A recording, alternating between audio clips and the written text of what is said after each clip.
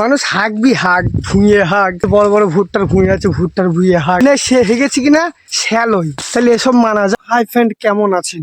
আমি এখানে ব্লগ শুরু করলাম, ঠিক আছে।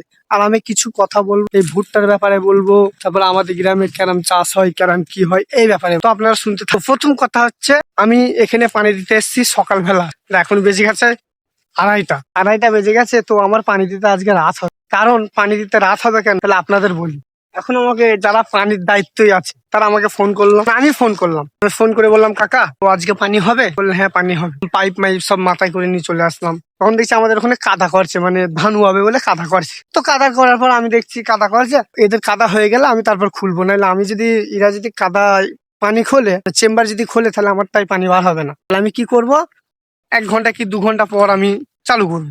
তো আমি এসে দেখলাম যে, মানে এসে যেই দেখলাম ওদের ওখানে, তখনই দেখছি মোটর বন্ধ। তখনই মোটর বন্ধ, তখন আমি ফোন করলাম যে কাকা মোটর বন্ধ কেন? তখন বললে প্যাকিং পুড়ে গেছে, মানে মোটরের যে প্যাকিং না, প্যাকিংটা খারাপ হয়ে গেছে, গ্রিজ তারপর প্যাকিং এগুলো সব খারাপ হয়ে গেছে। তো গিয়ে আমি ওখানে গিয়ে বললাম তাহলে আমি যাবো? যে বলে হ্যাঁ তুই চলে আয়। দিয়ে আমি গেলাম, আমি গিয়ে দেখলাম যে, আমি জিজ্ঞেস করলাম যে ক ঘন্টা লাগবে ঠিক হতে। তখন আমাকে বললে ঠিক হতে লাগবে প্রায় 2 ঘন্টা। আমি বললাম তাহলে মিস্ত্রি? বললে ফুলিয়ায় যেতে হবে, এখানে যেতে হবে, এখানে যেতে হবে, 2-3 দিন টাইম লেগে যাবে। তো এখন কাদাও শুকিয়ে যাচ্ছে, মানে ধান বনছে তো আমাদের ওই মাটি, তো কাদাও শুকিয়ে যাবে, আর আমারও তো পানি দরকার। আমার একটা কাকার ছেলের বিয়ে, কালকে বরযাত্রী যেতে হবে আমায়।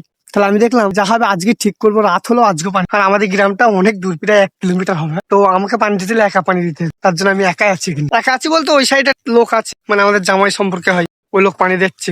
দিয়ে আমি ওখান থেকে সেই দিয়ে চলে আসলাম, মানে ঠিক করে চলে আসলাম, পানিও বার হচ্ছে। দিয়ে তখন আমি কি করলাম, আমি আমারটা জুড়তে লাগলাম। আমারটা যাই জুড়লাম, মানে আমার জামাই একটা জামাই হয়, উনিও পানি নিচ্ছে। তা উনার 10 কাঠা ভুঁই, আর আমার প্রায় 18-19 কাঠা। আমি দেখছি 10 কাঠা ভুঁই, উনার তাহলে 2 ঘন্টা কি 1 ঘন্টা লাগবে, তাহলে 1 ঘন্টার মধ্যে হয়ে যাবে পানি, তখন আমি নেবো। উমা, তখন ফের আমি ফোন করলাম উনাদের। ফোন করার পর দেখছি আমাকে বললো তুমি 1 ঘন্টা পর পানি নিও, ওই 2-2-2:30টার সময় নিও।